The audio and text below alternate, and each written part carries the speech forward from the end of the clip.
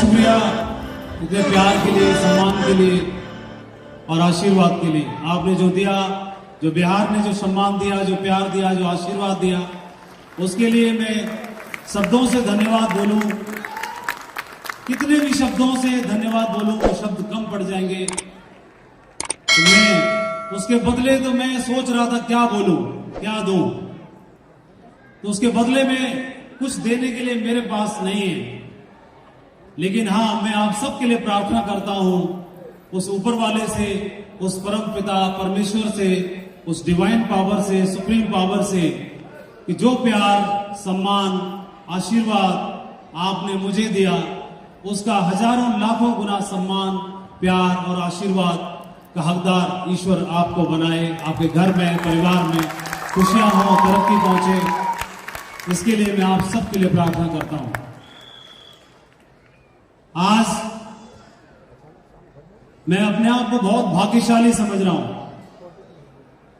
अपने आप को मैं इतना भाग्यशाली समझ रहा हूं, इस बिहार की इस धरती पर आने का मुझे मौका नहीं मिला, बल्कि ये मेरे लिए सौभाग्य की बात है कि आज इस धरती पर आकर के आज के इस कार्यक्रम में, आज के शानदार सेलिब्रेशन का हिस्सा बनने का मौका मिला। इसके लिए मैं अपने आप को सौभाग्यशाली समझता हूं। सबसे पहले मैं इसलिए ये बात बोल पा रहा हूं क्योंकि जिस धरती पर मैं हूं, जिस बिहार की धरती पर, तो मैंने सुना है कि इश्क में, मोहब्बत में लोग हाथ की नसें काट लिया करते हैं, लेकिन प्यार में बिहार के लोग पहाड़ काट दिया करते हैं। मैं उस धरती पर हूं और जिस धरती पर मैं हूं उसके बारे में जो बोला जाए वो कम ही होगा। आज जिस धरती पर मैं खड़ा हूं, भारत देश का हमेशा इस धरती ने, बिहार की धरती ने गौरव बढ़ाया है। हमेशा केवल भारत देश का, भारत में गौरव नहीं बढ़ाया, बल्कि पूरी दुनिया में गौरव बढ़ाने का काम हजारों सालों से किया है। मैं बिहार के बारे में बात करता हूं, जनसंख्या की दृष्टि से भारत का तीसरा सबसे बड़ा राज्य, जो अपने आप में बहुत बड़ी ताकत रखता है। बिहार के बारे में बात करो, एक ऐसी धरती जहां पर महाबोधि का मंदिर विराजता है, जिसके मस्तक पर मैं उस धरती की बात करता हूं जहां पर नालंदा विश्वविद्यालय और विक्रमशिला विश्वविद्यालय, पूरी दुनिया में नाम रोशन करने वाले विश्वविद्यालय इसी जमीन पर विराजते हैं। मैं ऐसी धरती की बात करता हूं जो पाटलिपुत्र के नाम से जाने जाने वाली धरती, पटना, जो सिर्फ बिहार के लिए राजधानी का काम नहीं करती, बल्कि पूरी दुनिया में भारत का नाम रोशन करने के लिए हमेशा से इसका योगदान रहा है। मैं उस जमीन की बात करता हूं जहां पर मां सीता की जन्मभूमि है, जो धरती। मैं उस जमीन की बात करता हूं जो गौतम बुद्ध की तपोभूमि भी रही है। मैं उस जमीन की बात करता हूं जो किसी भी क्षेत्र में आज पीछे नहीं है।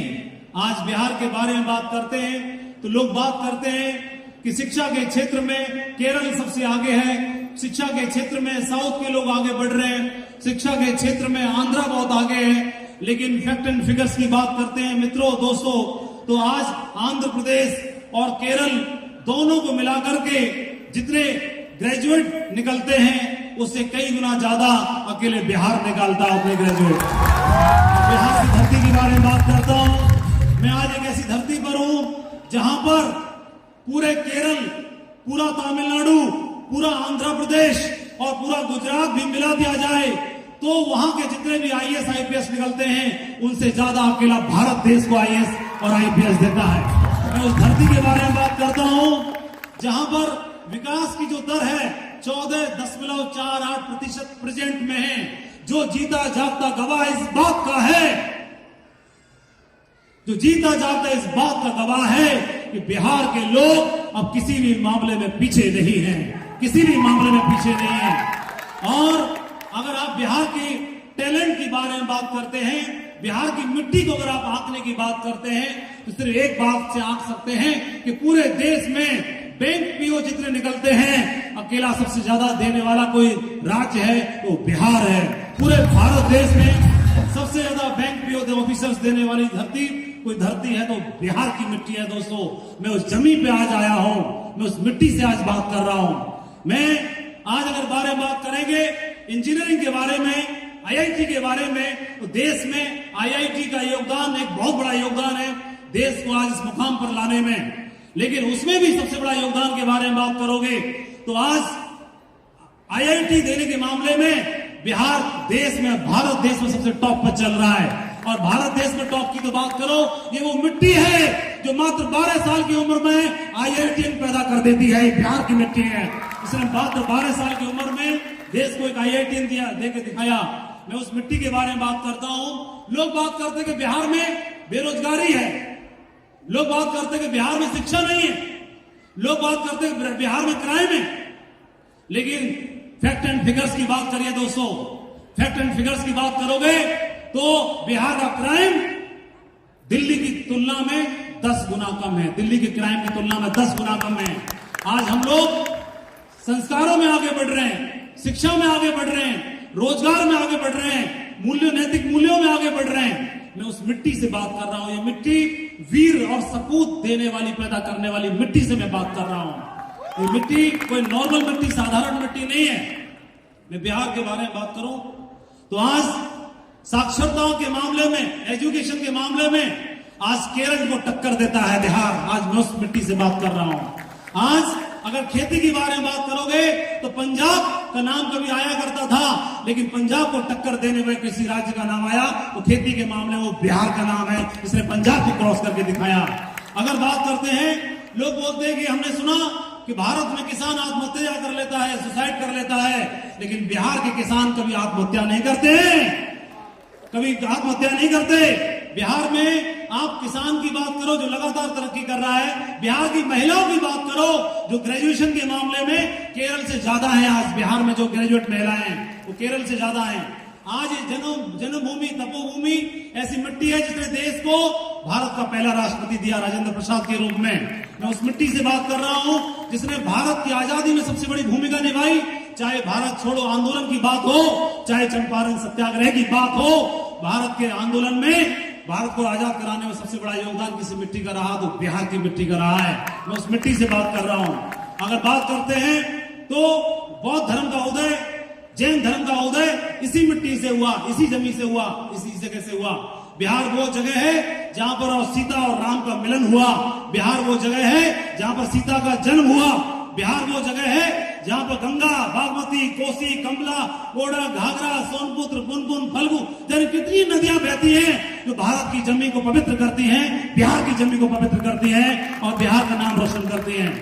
मैं बिहार के बारे में बात करें तो यहाँ पर आप देखोगे अंगिका, भोजपुरी, मगही, मैथिली जैसे कितनी भाषाओं का समागम है जो लोगों का दिल जीत लेते हैं। यहाँ की भाषा के बारे में बात करें, आप यहाँ की एक मिथिला पेंटिंग है जिसने पूरी दुनिया में नाम रोशन किया। आज भारत के बारे में तो और बात करो, बिहार के सपूतों के बारे में बात करो तो टाइम मैगजीन में सुपर 30 कोचिंग चला करके बिहार के एक सपूत ने सबसे बड़े अवार्ड को अपने नाम पे हासिल करके दिखाया। ये वो मिट्टी है।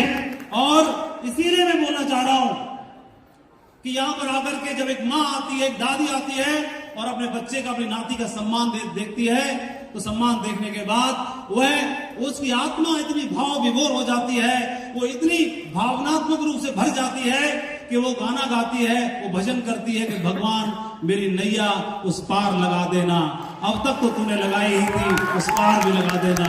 ये वो मिट्टी है जहां पर जब क्रेडिट देना होता है, जब कुछ हो, मिट्टी में ऐसी बात है, मिट्टी में ऐसी खुशबू है जो मेहनत कश हैं, जो मेहनत से हासिल करना जानते हैं, कमाना जानते हैं और साथ ही साथ कभी ईगो और घमंड की बात नहीं करते।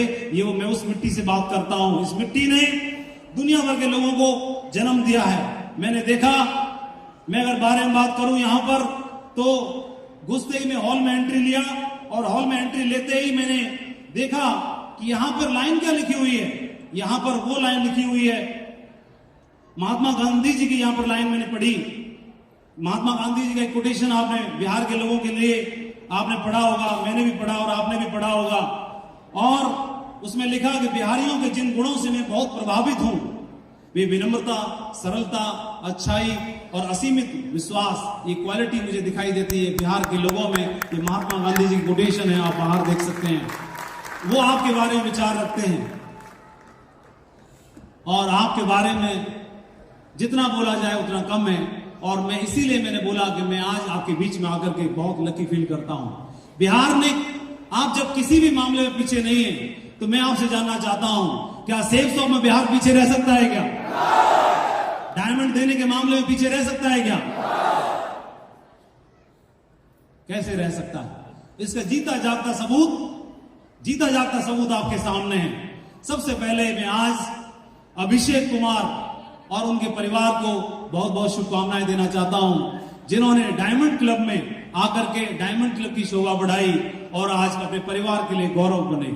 मैं आनंद कुमार जी और उनके परिवार को शुभकामनाएं देना चाहता हूं कि आज उनके परिवार को जो सम्मान मिला, जो गौरव हासिल किया, उस डायमंड क्लब को क्वालिफाई करने के लिए उन दोनों नए नवेले डायमंड्स को आज बहुत बहुत शुभकामनाएं देना चाहता हूं, जिन्होंने इस क्लब की शोभा बढ़ाई। सेफ शॉप के डायमंड क्लब में आकर के उन्होंने न बल्कि अपने परिवार का, अपने घर का, अपनी अपलाइन का, अपने पड़ोसियों का, अपने साथियों का सम्मान बढ़ाया, बल्कि उन्होंने सेफ शॉप का भी सर फक्र से ऊंचा किया और इस क्लब में आकर के उन्होंने इस क्लब को क्वालिफाई किया।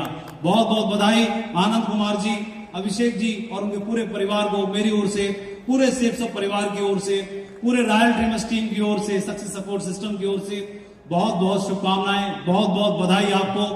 और मेरी आंखों ने आज केवल आनंद कुमार और अभिषेक कुमार 2 डायमंड्स नहीं देखे, मेरी आंखों ने आज इस हॉल में 5000 डायमंड्स देखे हैं।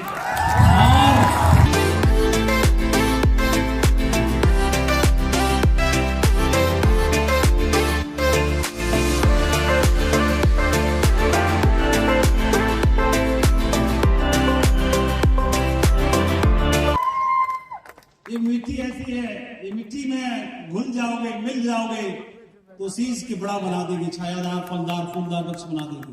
रोकने की जरूरत नहीं है। अगर दिल झूमने के लिए बोले तो झूम लेना, दिल नाचने के लिए बोले नाच लेना, दिल कुछ करने के लिए बोले तो कर लेना, क्योंकि ये लम्हे, ये जीवन और जिंदगी बार बार नहीं आती। ऊपर वाले का दिया हुआ बेशकीमती तोहफा है। मैं इसलिए बोलना चाहता हूं कि हमारे बहुत सारे साथी टारगेट फाइट करके पेरिस गए घूमने के लिए, तो पेरिस में दुनिया का एक सबसे बड़ा म्यूजियम है, जहां पर दुनिया की बेहतरीन से बेहतरीन पेंटिंग्स को सजाया गया है, दुनिया की बेहतरीन से बेहतरीन कृतियों को सजाया गया है।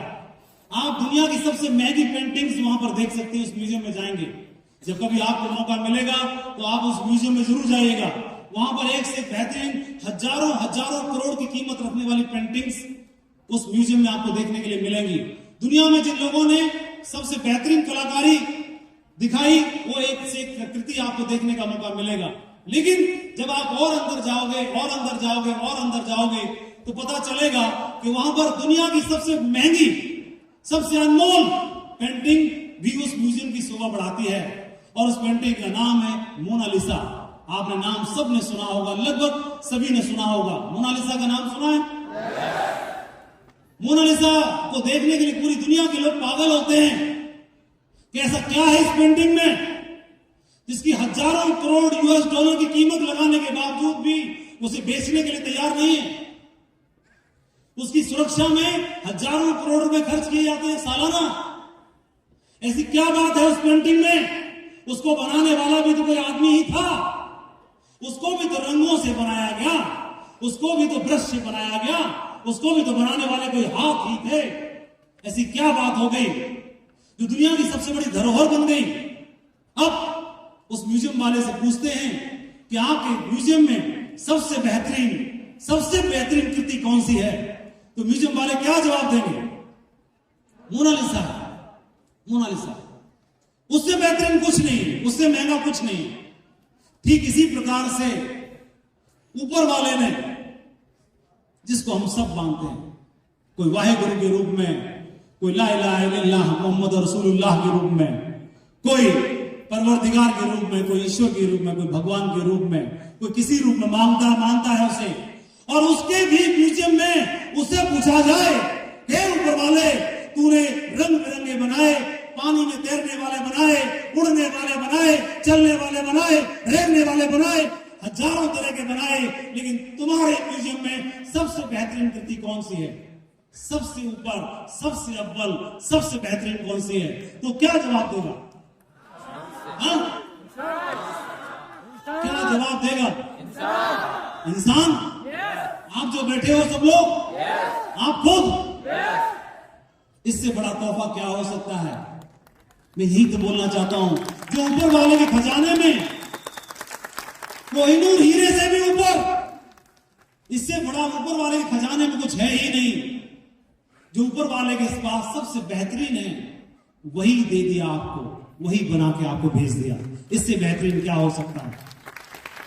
और लेकिन उसकी शोभा कहां जमती है, बढ़ती है?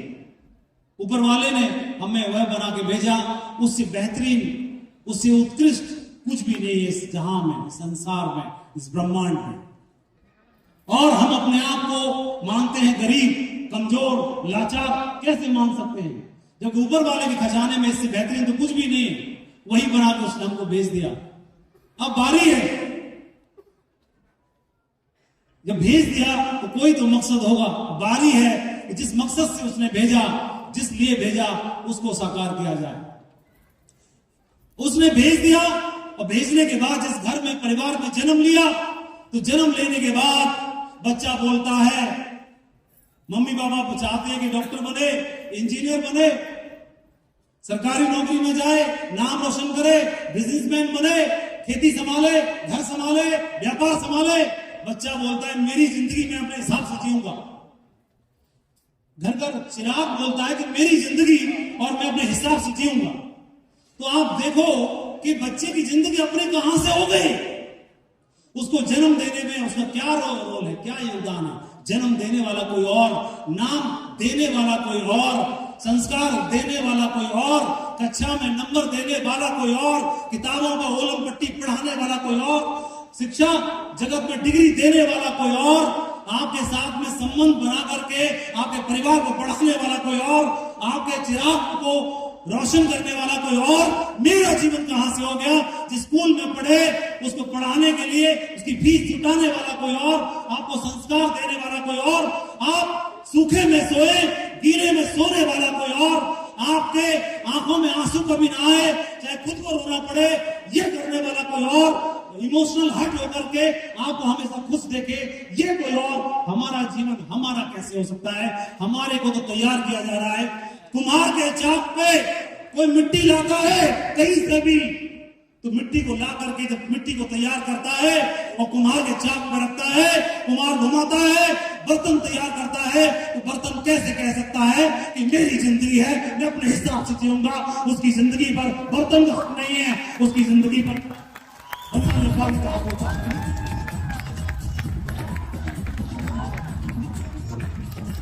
किसी न किसी मकसद से, किसी न किसी मकसद से तैयार किया गया है हमको। आपके घर में, आपके परिवार में, आपको, हमको किसी ने तैयार किया है। किसी की आंखों के तारे हैं हम, किसी की आंखों का नूर हो आप, किसी की आंखों के तारे हो आप, किसी की उम्मीद और किसी का सहारा हो आप।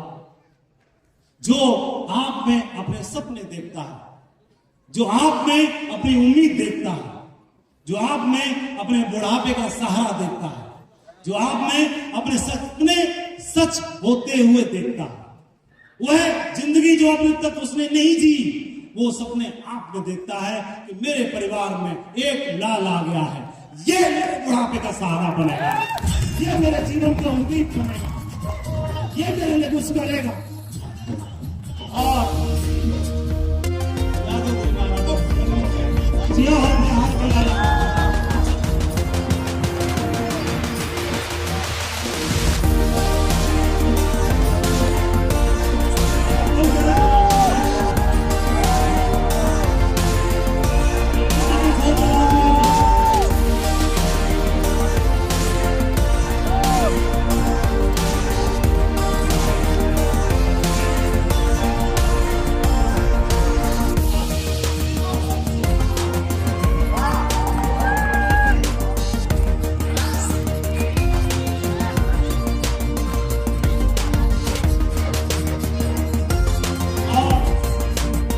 का नाम रोशन करने वाले, मैंने दो नाम लिए अभी, एक आनंद कुमार, एक अभिषेक कुमार। इसी क्रम में इसी बिहार की धरती का नाम रोशन करने वाले हमारे अगले डायमंड लीडर राम शंकर चौधरी जी, जिन्होंने खैनी की खेती करते हुए इस बिजनेस में एक डायमंडशिप का मकाम हासिल करके दिखाया। राम शंकर चौधरी साहब यहीं पर आए हुए हैं, यहाँ के बीच में उन्होंने डायमंड बन के दिखाया। दूसरे हमारे लीडर जो इलेक्ट्रिसिटी विभाग में एसडीओ के पद पर हैं, जयशंकर प्रसाद जी, हाल ही में उन्होंने डायमंड पद को सुशोभित किया। अंशु अग्रवाल मोबाइल की दुकान चलाया करते थे, इस बिजनेस में देखो आज डायमंड बन के दिखा दिया। संतोष कुमार जी पंप चलाया करते थे, पंप का काम किया करते थे। और नयन देवी और दशरथ प्रसाद आपके सामने आंगनवाड़ी में काम किया करती थी, देखो, और इस बिजनेस में कम पढ़े लिखे होने के बावजूद भी नाम रोशन करके दिखा दिया। हमारे बिजनेस में संजय शाह जी परचूनी की दुकान चलाया करते थे और इस बिजनेस में डायमंड बन के दिखा दिया संजय शाह ने। प्रेम कुमार भी हैं जो गवर्नमेंट टीचर थे, लेकिन उन्होंने देखा कि यहाँ पे जीवन बदला जा सकता है। प्रेम कुमार आपके सामने बॉलीवुड के हीरो जैसे दिखाई देते हैं, देखो। और राजकुमार शाह हमारे बीच में जो मोबाइल की शॉप चलाया करते थे, बहुत ही धंधा लीडर हैं। और एक बार मैं बिहार में होकर जा रहा था, अभी कुछ दिन पहले इनको पता चल गया और इन्होंने राजधानी एक्सप्रेस में था, मैं राजधानी एक्सप्रेस से इन्होंने कंपटीशन कर लिया। बोले आज जय हो रहेगी कि मैं ही रहूंगा, देखता हूं। अपनी कार लगा दी राजधानी एक्सप्रेस के पीछे और एक स्टेशन पार कर गई, दूसरा पार कर गई, तीसरा पार कर गई, आगे ट्रेन निकल गई, क्योंकि ट्रेन के रास्ते में तो ट्रैफिक नहीं होता ना, इनके रोड पे ट्रैफिक होता है। इन्होंने कार छोड़ दी, मोटरसाइकिल पे अपना वो लिफ्ट मांगी और कैसे करके और फाइनली मेरे को पकड़ लिया वादा करके। बोला गुरुजी उठो। मैं बोला यार दमदार टाइगर है, बहुत दमदार टाइगर है, नाम रोशन करने वाले टाइगर है। और ये मोबाइल शॉप चलाया करते थे, देखो आज बिजनेस में डायमंड है, लोगों की जिंदगी बदला करते हैं। सुगंध सुमन जी के बाद में हम बात करते हैं। आप देखिए हमारे साथ में सुगंध सुमन जी जो इंजीनियर थे, इस बिजनेस में उन्होंने डायमंड बन के दिखाया। कहाँ है सुगंध सुमन जी? बहुत बढ़िया, ग्रेट। हमेशा आप देखेंगे इनके चेहरे में हमेशा मुस्कुराहट देखेंगे, मुस्कुराता हुआ चेहरा। और संजीवन पंडित जो मोटर पंप का काम किया करते थे, मैकेनिक थे संजीवन पंडित जी, और इन्होंने डायमंड बन के दिखाया। अनिल कुमार रॉय जी जो टीचर थे और इन्होंने इस बिजनेस में डायमंड बन के दिखाया। राजेश कुमार जी पीडब्ल्यूडी में इंजीनियर साहब, इन्होंने डायमंड बन के दिखाया। रवि कुमार शेखर जो मसाला बेचा करते थे और देखो इस बिजनेस में आज डायमंड के मुकाम पर हैं। और हमारे साथ में सुमित कुमार मिश्रा जी जो मेडिकल स्टोर चलाया करते थे, आज देखिए इतने बड़े मुकाम पर पहुंचे, लोगों को दिशा निर्देशन देने का कार्य कर रहे हैं। अजीत कुमार झा जो इस बिजनेस में आज एक बहुत बड़े मुकाम पर हैं, उनका परिवार से यहाँ पर मौजूद है अजीत कुमार झा जी, और मैं उनको उनके परिवार को शुभकामनाएं देना चाहता हूँ। इस बिजनेस में क्राउन होने वाले हैं, बहुत बड़े मुकाम पर हैं, बहुत बड़ा नेटवर्क उन्होंने बना के दिखाया। और उन्हीं के को इस बिजनेस में रास्ता दिखाने वाले उन्हीं के बड़े भाई अंजनी कुमार झा जी, आज उनकी टीम में 30 से ज्यादा डायमंड हो चुके हैं। आप बताइए कितना बड़ा बिजनेस खड़ा करके दिखा दिया। और साथ में ये ट्रेजरी डिपार्टमेंट में नौकरी किया करते थे सतीश कुमार जी, इस बिजनेस में आज इतने बड़े मकाम पर हैं। और आप देखेंगे आज फॉर्च्यूनर कार से चलते हैं, लाखों करोड़ों लोगों का सपना होता है फॉर्च्यूनर गाड़ी को में चलना, आज उन्होंने सपने को पूरा करके दिखाया। अजीत कुमार झा, अंजनी कुमार झा जी, करोड़ों दिलों की धड़कन होती है, रेंज रोवर कार, उस कार में चलते हैं। और आज देखेंगे संजीव कुमार जी जो स्टूडेंट रहते हुए इस बिजनेस में आए और आज एक ड्रीम लाइफ जी रहे हैं और डायमंड बन के दिखाया। और अविनाश कुमार जी जो स्टेशन मास्टर हुआ करते थे और आज उनके परिवार के साथ में बिजनेस कर रहे हैं। आज उनकी मैडम भी बगल में है, उनके बगल में बेटी भी बैठी हुई है और पूरा परिवार इस बिजनेस को कर रहा है।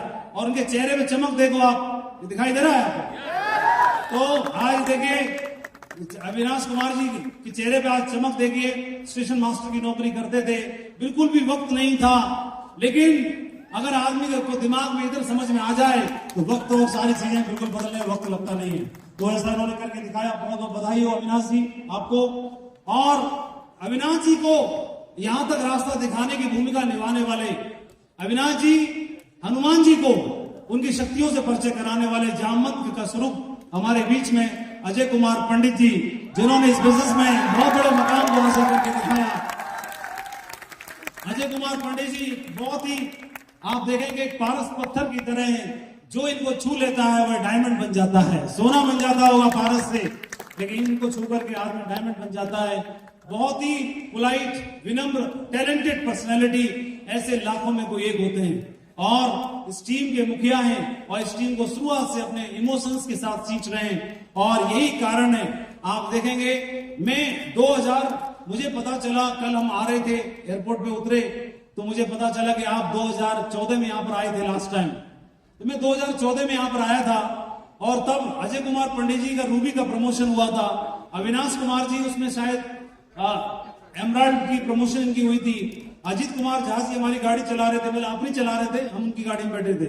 तो उनकी गाड़ी में बैठे थे तो उन्होंने बताया गुरुजी हम गोल्ड लेवल पे थे। मैं बोला तब आप आए और अभी आप आए, तो मैं अभी पूछा अभी क्या हो गए, तो अजय पंडित जी जब मैं आया था तब रूबी थे और अभी आया हूं तो क्राउन एम्बेसडर है, क्राउन एम्बेसडर के मुकाम पर है और इनको यहां तक रास्ता दिखाने वाले, और मैं कह सकता हूं इस टीम के गुरु द्रोणाचार्य जो सबको तैयार करते हैं और जो अर्जुन तैयार करते हैं, गुरु द्रोणाचार्य जिनके एक इशारे पर आज पूरा कारवां खड़ा हो जाता है, वो कोई और नहीं हमारे रॉयल ड्रीमर्स टीम की आन बान शान श्री सत्येंद्र प्रसाद जी, जिन्होंने बिजनेस में इतिहास दिखाया, उनका जन्म के इतिहास बनाने के लिए वो कसम खाते हैं जन्म में आए थे। श्री सत्येंद्र प्रसाद जी ने एक शब्द हमको बोला था कि मेरे जीवन का एक ही मिशन है कि बिहार के लोग नौकरी करने के लिए सऊदीया जाते हैं, दुबई जाते हैं और घर परिवार से दूर रहते हैं सालों सालों तक। मेरे जीवन का एक ही मकसद है उनको वहां पर जाने से रोकना, उनको यहीं पर उचित अवसर प्रोवाइड कराना, ये मेरे जीवन का मकसद है। और तब कोई भी एक भी डायमंड नहीं था बिहार में, वो स्वयं भी डायमंड नहीं थे। और आप देखेंगे कि आज बिहार में आज एक मंच पर आज आपने 26 डायमंड देखे, कल इसी मंच पर 35 डायमंड रहेंगे। इसी बिहार की जमीन पर उन्होंने 62 डायमंड तैयार कर दिए, ये बहुत बड़ी बात है। और मैं आपको बताना चाहता हूं पूरे बिहार की टीम को, बिहार में पिछले लगातार कई सालों से परफॉर्मेंस के मामले में नंबर 1 पोजीशन पर आप पहुंचे हुए हैं। मैं आपको बधाई देना चाहता हूं, इस मामले के लिए कंग्रेचुलेट करना चाहता हूं और सत्येंद्र प्रसाद जी को शुभकामनाएं देना चाहता हूं। और सत्येंद्र प्रसाद जी की उंगली जिन्होंने पकड़ रखी है, थाम रखा है, वो हमारे सेब शॉप की आन बान शान है, जिन्होंने शुरुआत से बिजनेस को मेरे साथ, उनको भी 19 साल हो गए इस बिजनेस में काम करते हुए और शुरुआत से वो हमारी ताकत उन्होंने बन के दिखाया हमारे लिए। बैक में होकर के उन्होंने बोला मैं इस बिजनेस के लिए एसेट बनूंगा अपनी टीम के लिए। वो कोई और नहीं जो शुरुआत से अपनी टीम को अपना परिवार मानते हैं, अपने लीडर्स को अपना भाई मानते हैं और अपने अपलाइनों को अपना सब कुछ मानते हैं। और ऐसे कोई लीडर कोई और नहीं है जो हजारों लाखों में कोई एक होता है, मिस्टर विजय पाल सिंह जी।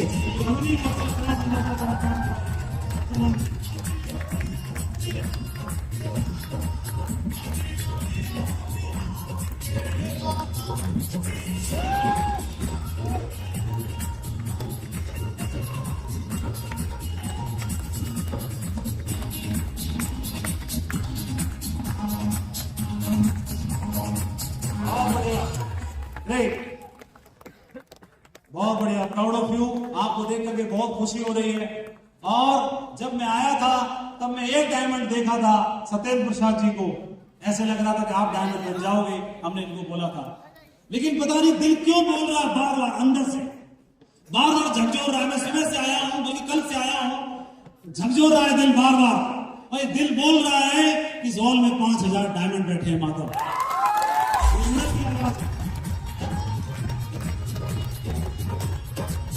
और मेरा आपसे सवाल है, ऐसी जमीन जो बंजर हो या उपजाऊ हो,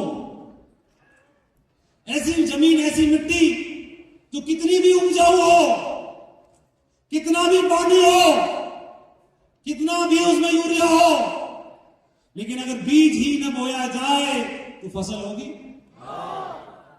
और ऐसी जमीन जो बंजर है लेकिन उसको तैयार किया जाए मेहनत से, पसीने से, इमोशन से, उसको तैयार किया जाए मिट्टी को, उस जमीन को, और उसमें बीज बोए जाए और उसकी देखभाल की जाए, तो वहां पर फलदार फूलदार छायादार वृक्ष तैयार होंगे कि नहीं होंगे? होंगे कि नहीं होंगे? और आज ये 5,000, आज इस मिट्टी में, जमीन में 5,000 बीज बोए गए हैं आज, जो 3 से 4 साल के अंदर तैयार होकर के एक फलदार फूलदार और छायादार वृक्ष बन के इस मिट्टी का नाम रोशन करके दिखाएंगे। ऐसा मेरा मानना है। क्या मैं सही बोल रहा हूं?